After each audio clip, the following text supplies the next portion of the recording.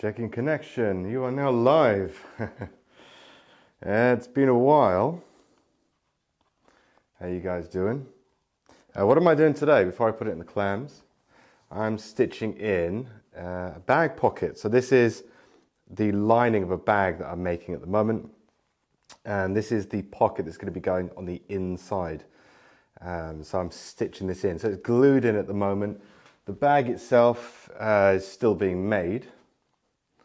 It's this here. Okay, so that's what it's going to go inside. Good evening from the UK.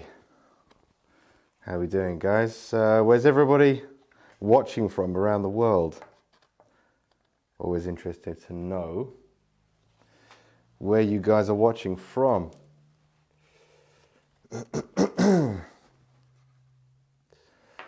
So I'm just using some thread here. This is fil chinois, but it's not their linen thread. It's cordonnet glacé. So very, very thin, very strong thread. All is good. I'm from Chicago, Illinois, Trinidad and Tobago. That's cool. Texas, Hungary, Georgia. The country Georgia or Georgia in the US? Good evening from Ghana, London, not too far from me, New York. That's so cool. So a lot of different places. All right, so let's get started. Anyone working on any interesting projects at the moment? Be interested to know what you're up to. As I say, this is for a bag. One of my favorite builds, making bags. Let's just move this back so it's equalize up. Always a little bit tricky stitching onto a lining because it's so floppy and it moves around a lot. This, incidentally, is goat skin, in case anybody wanted to know.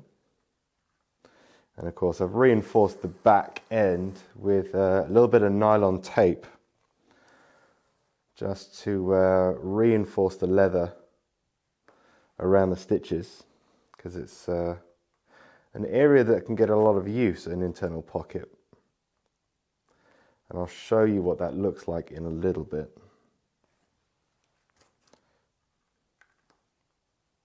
But in the meantime, if you guys have any questions, feel free to ask away.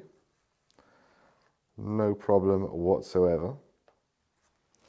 So starting out with a couple of back stitches, doubling up the amount of thread, so it shares the load a little bit. Something I always recommend.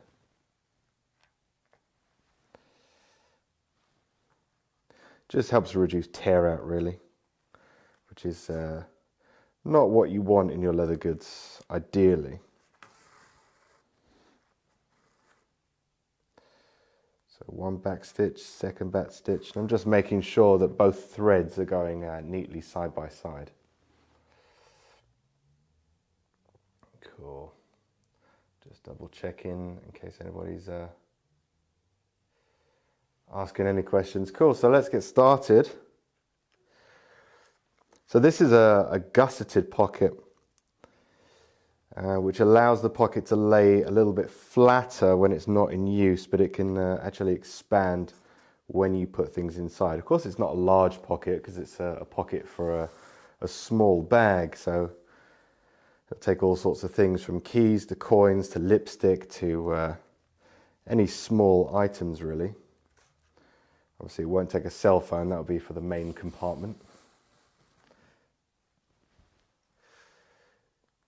And I've stuck it on, I've made holes in the pocket and glued it onto the lining, but I haven't made holes in the lining itself, so what I'm doing is kind of chasing it up with an awl as I go along. But of course, you can stick it down and then just go over it with a pricking iron and then continue those holes all the way through, should you wish to do so. I'm getting a lot of live requests today. I think people are accidentally pressing it. Hi from Switzerland. Hello. Hello from the United Kingdom. I was in Switzerland not so long ago. In fact, I think I still have the highway vignette stuck on the sticker on my car. So the external part of the bag, I'll show you again. Of course, there's no gussets in it at the moment. The external part of the bag is burgundy. So I've matched the thread to that, and the inside is pink. It's a very light pink. So both are based on red. One has been darkened to burgundy and one has been lightened to pink. So it's within the same color spectrum. I believe you call that monochromatic. And I'm stitching this in 2.7 millimeters. So 2.7 millimeter irons. Kevin Lee irons, actually. Which was very kind to donate to me.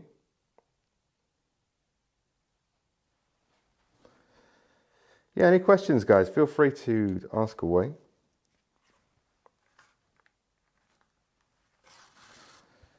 Using my usual John James 004 needles. It's very rare that I actually use anything else, even on larger or smaller projects. From watch straps to cases, they're kind of universal, really. Another live request. I should just press accept for fun. Then all of a sudden you'll be joining me on screen. Imagine that'd be a fright. So coming down to the bottom of the gusset here, which is where the fold gets quite small, so it's a little bit more intricate to get your awl in. To be a bit more cautious that you don't cut it out by accident.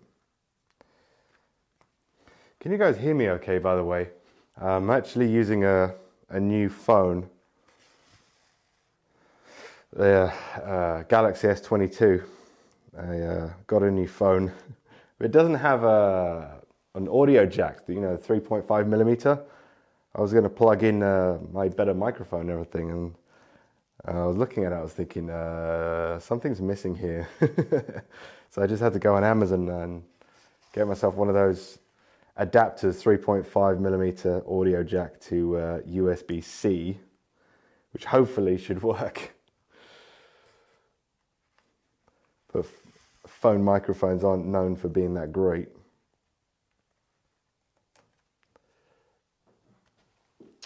Oh, you can hear me clearly? Okay, good. Just fine, perfect. Question about edge paint application. Is the roller, the awl, or the copper edge paint applicator, like the brass one, shows the most consistent edge? See if I got them. There's a roller, and there's your awl, and let's see if we can find the edge tool. So I'm guessing that's what you mean by the copper edge. It's a brass edge. Which is better? I think this is a bit more, you can get more paint on there because it's quite heavily fluted, so there's little cuts in there, make quite a difference to holding paint. But you really do have to add a bit of oil to that to make it turn. This one, which has knurling on it, holds a little bit less paint, but you don't get so much of a ridged effect, especially not on your first application, because sometimes you put your first application down, and what will happen is as you're sanding, you notice all these like stripes in it from this thing. So I don't ever use it, to be honest. This one, if I need to edge paint quickly and get a good layer down on a thick edge, But an awl really is for detailed work. I tell you what I do use quite often, however.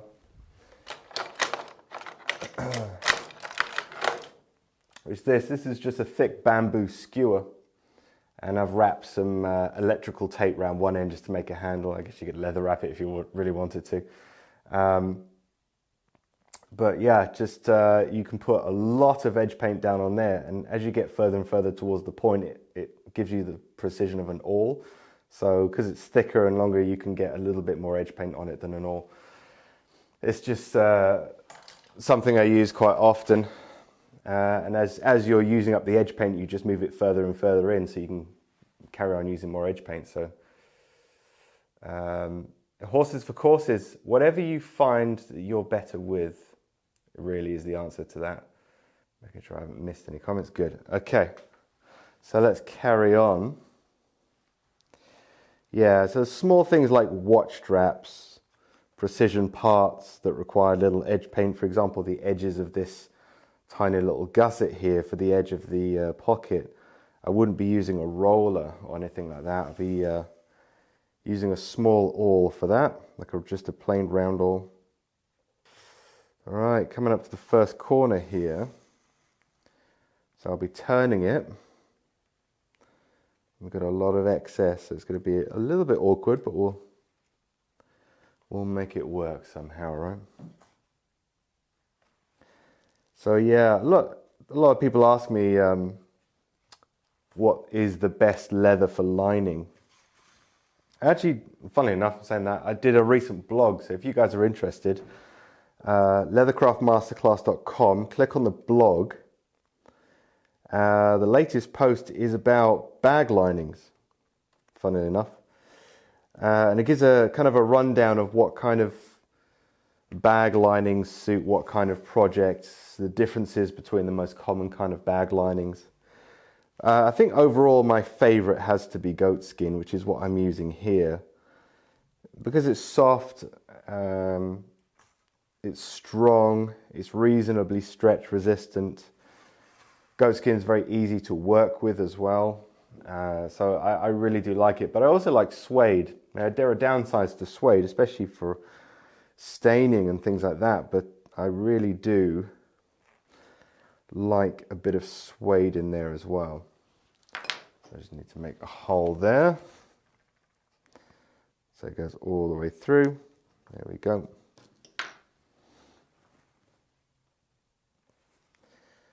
So it's going through multiple layers at this point.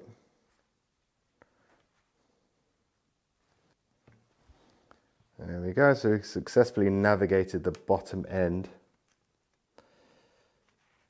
of that little tiny gusset. So it's a fold that goes down the side and it gradually gets closer to the edge the further down you go. So it's a little tricky, that part. Some of you may have recognized that this is actually the gusseted pocket from a previous course that I did, which is how to make a mini doctor's bag. Some of you may remember that one. So it's actually the same pattern, slightly modified for this particular size here. To all the new people joining, thanks for joining me. Today we are making an internal gusseted pocket for a small bag. So I'll show you guys what I was talking about earlier when I said I use a little bit of nylon at the back. So see what we have here. As I'm stitching, I'm not actually stitching onto the leather on the rear side. So of course you can't see that because it's inside. It won't be seen once it's glued and stitched into the bag and forms part of the lining.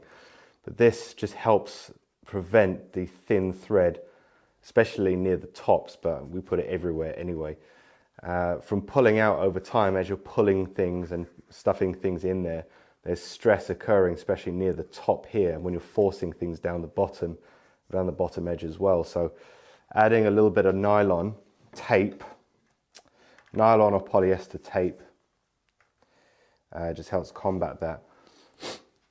Nylon's a little bit stronger than polyester, but it doesn't do well in sunlight. UV light tends to degrade it below the strength of polyester after a while.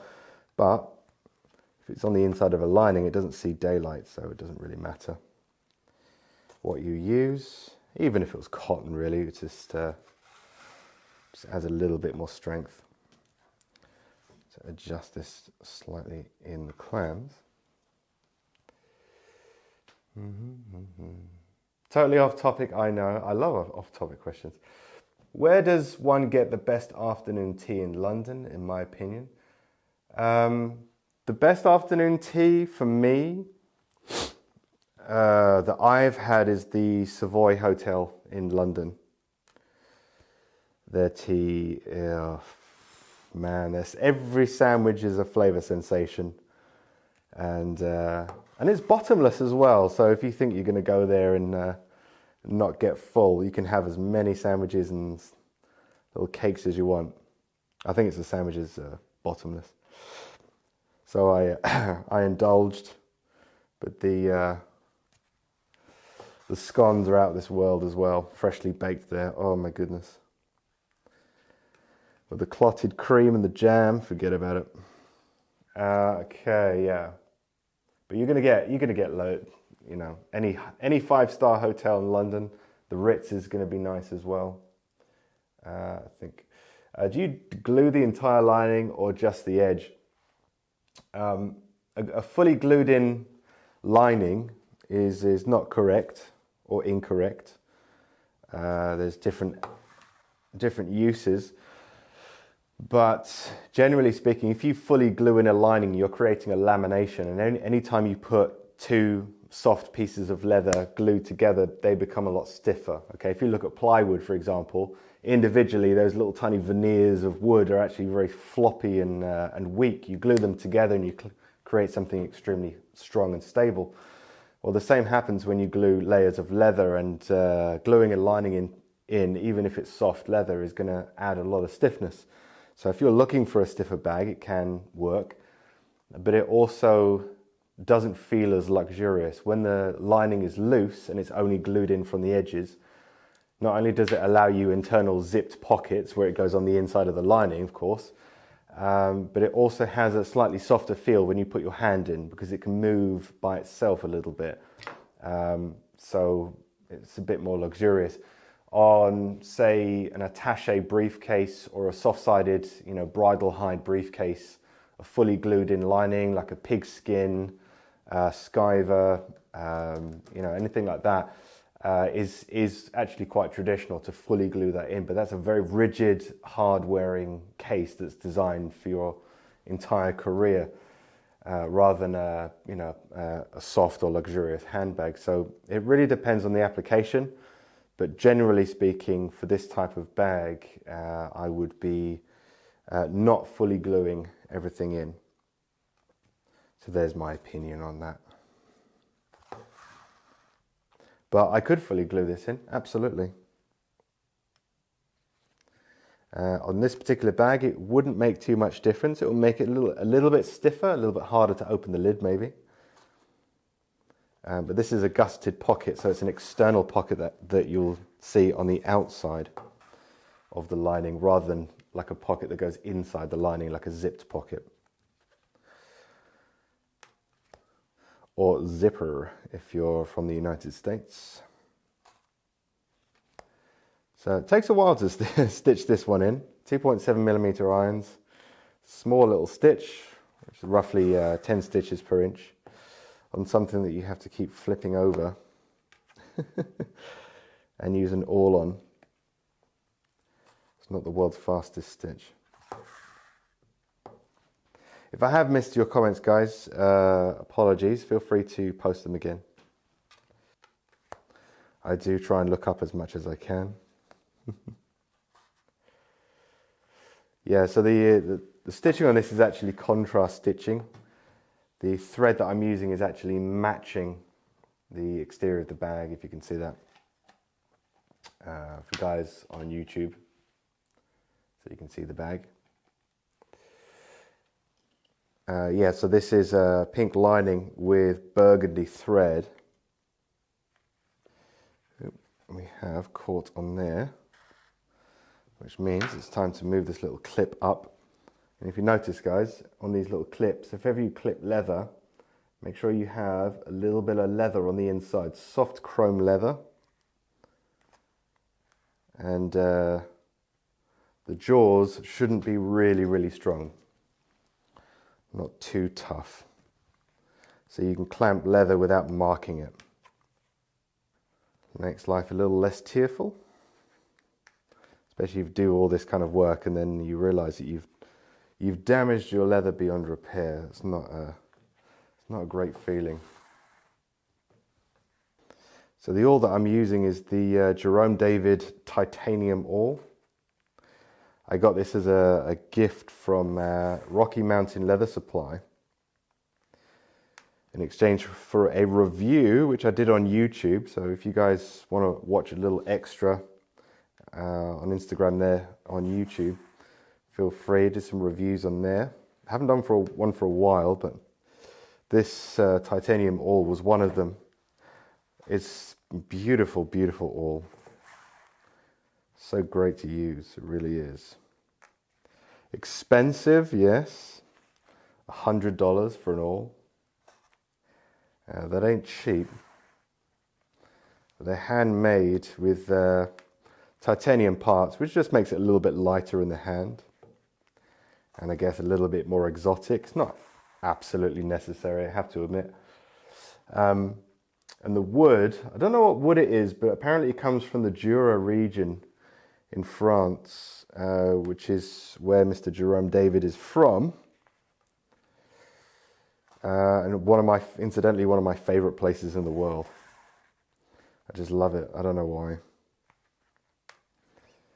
It's actually very popular for skiing in France, the Jura. And it's like a whole forest range that spans from France over into Switzerland. A lot of the famous Swiss watch brands are in the Jura, Rolex being one of them as well. But it's just a beautiful area. And when I found out that's where the wood comes from, actually, I kind of like that. It kind of reminds me of that area. We're waffling on. Yeah, so almost at the end of this seam at the bottom here. And then I'll be turning. Tell you what I really need is a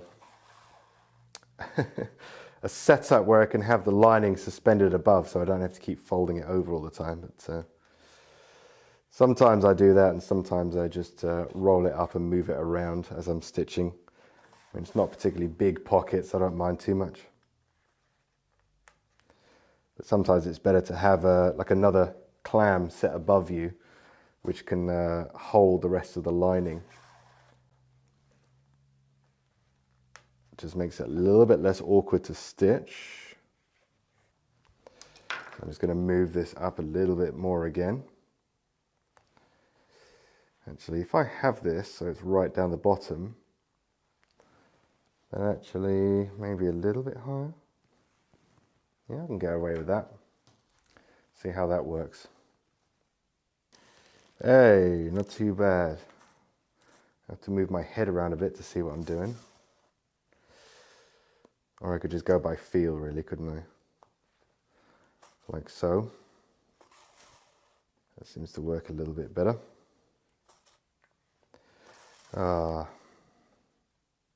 Wish I'd thought of that before.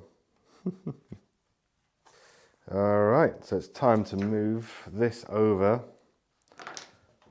to the third seam. So just to give you guys an idea of what I'm up to here, for those of you who just joined in. Making a gusseted pocket going inside this particular bag here. So the gussets and the lining, which is this, still need to go in. So the gusseted pocket just has a little like an accordion gusset here, so it stays pretty flat inside the bag, but you can stuff it and it will expand as you do so. Let's fold this up again. Actually, no, I don't need to fold that up. I can just let that go slack over there. What are you making?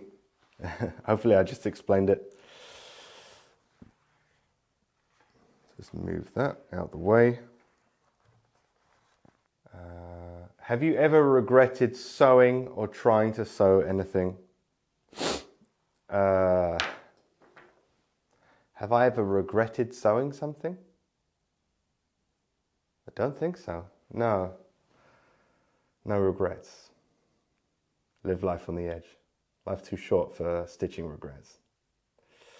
Peace of Phillips is at Atelier 56. How's it going, buddy? Hope you're doing well over there. Right, so re-navigating this corner here, because I can't really show you close-ups live. I'd probably need somebody else in the workshop for that. But if you guys have access to the courses and you want to see how to make this, there's a video course, How to Make a Mini Doctor's Bag, and that's actually where this particular design for a gusseted pocket comes from. This has been scaled down very slightly, but the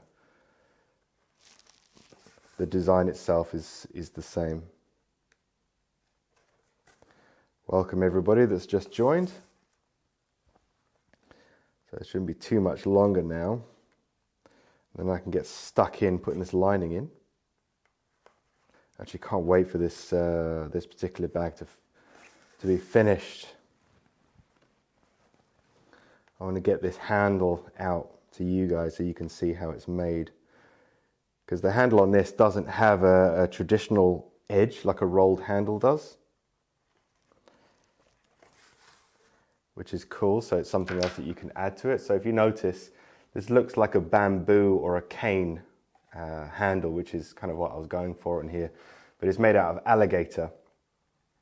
But it has that kind of traditional cane look to it, you know, like an old-fashioned umbrella, or even some of the Gucci bags that have that cane where they heat it and turn it. I really wanted that kind of look, but with the exotic leather, but I didn't want that seam to be sticking out the top with all the stitches exposed. So this one is actually completely round, and I explain how to do that in the course. But it's just something different to, you know, the regular handles that you've seen in, you know, the Havilland travel bag, the Terrain luxury handbag, things like that. I wanted something a bit different, so a little unique. I hope you guys like it.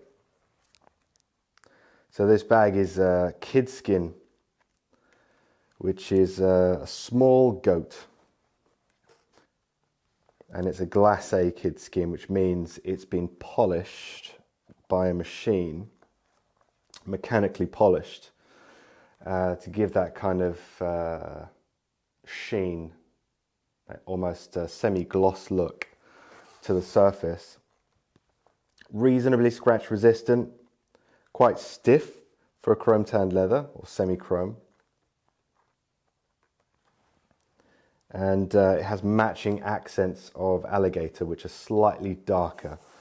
So still kind of tonal, but slightly darker. Atelier Toff says the bag looks amazing. Thank you very much.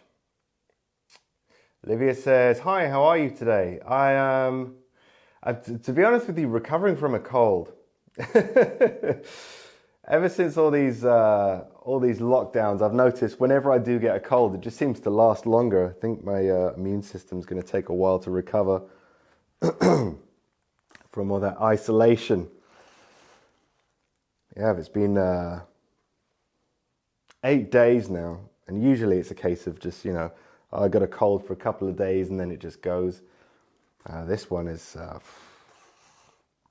it's been tough. It's been tough. Been tough filming because I'm just starting to get my voice back. So I can only actually film and talk for short periods of time.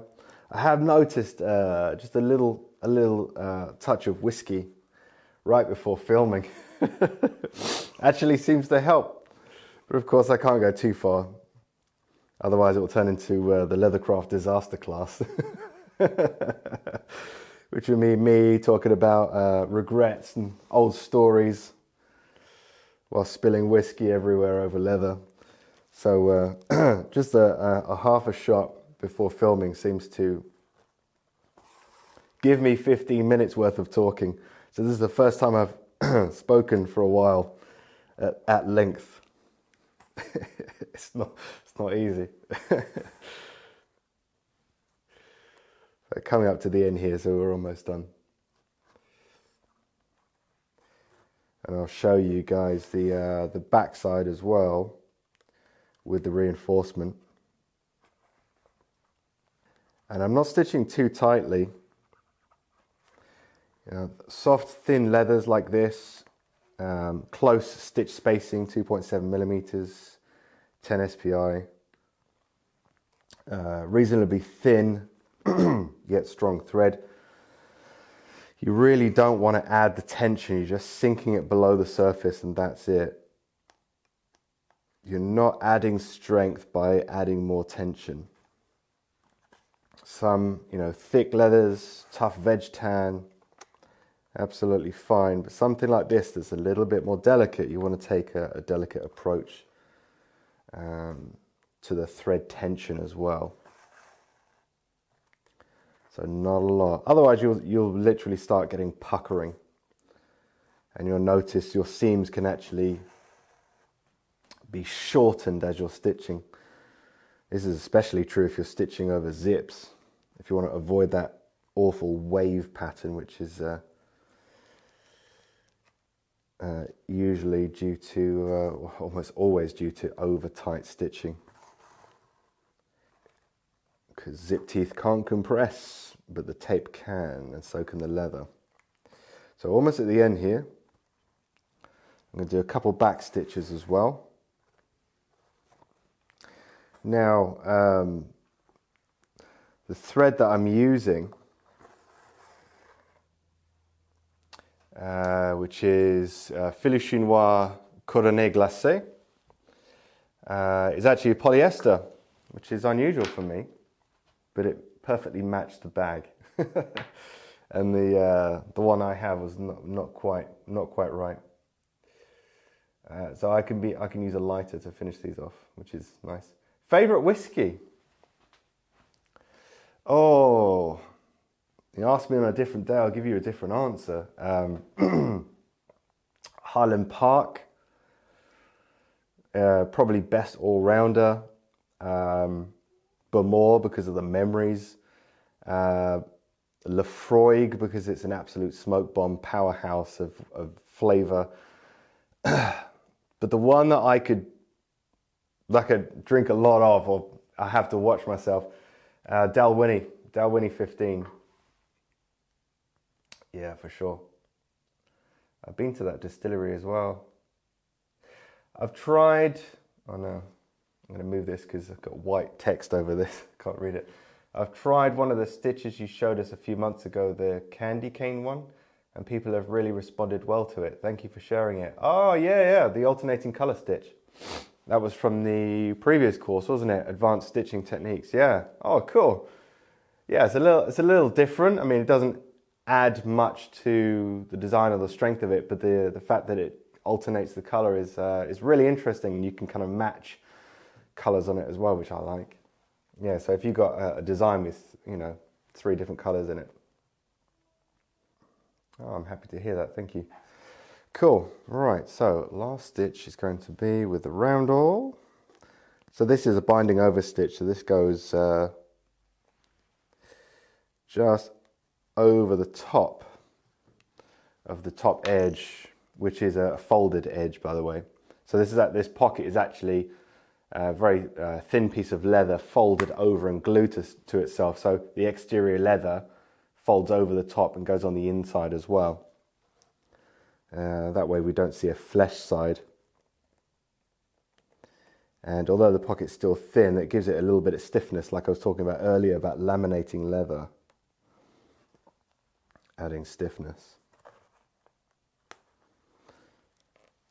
Also depends on the glue as well. I mean, if you're using rubber-based adhesives, you're going to get a little bit more flexibility than PVA or Elmer's glue, school glue, that kind of thing. And on the rear side, we can give that a little trim. Let's just move this out of the way.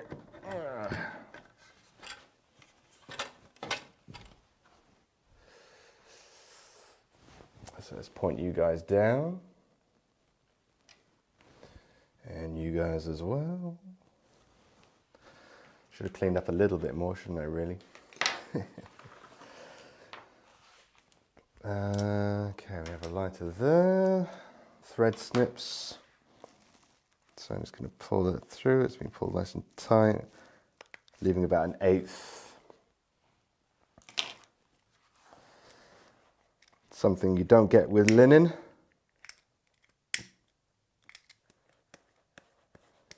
Lovely, look at that. So yeah, so that's the back end. So this is just nylon tape that goes on. Just supports the leather from being cut by the stitches. Anytime you're putting things in there that really kind of opening out, you're putting a lot of stress on the sides here, especially at the top. That's why we do a couple back stitches as well, just to thicken out that thread, but not to strengthen the thread necessarily. It spreads the load twice as wide over the leather, so there's less pressure and less cutting in on that leather as well. So to get right inside that little gusset there, I'm going to grab a bone folder.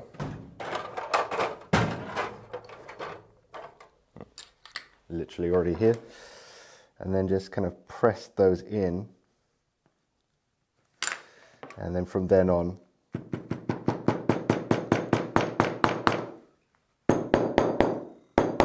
can use the polished hammer.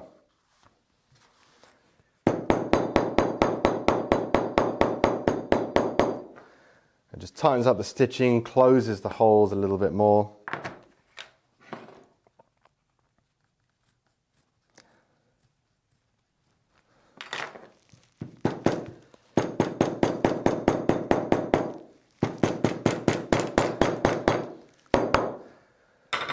Beautiful, and it stays kind of semi-closed, which is what I like about this, because the gussets want to open up slightly and it folds into the center, like so.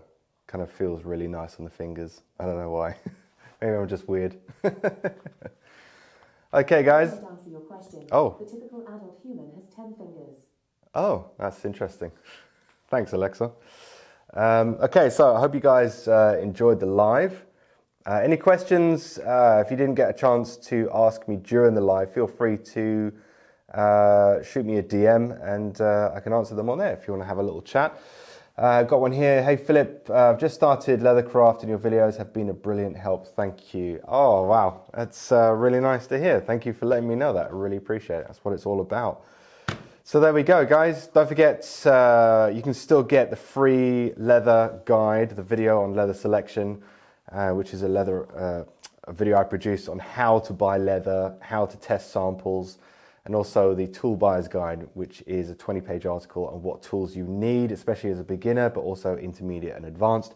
It's going to be up there for a few more days only. There is something else that's going to replace it, and it's not going to be available after that. So there we go. So if you want to go and get that, leathercraftmasterclass.com. Don't forget to grab one, and I'll see you guys in the next video. In the meantime, thanks for watching. See you soon. Bye.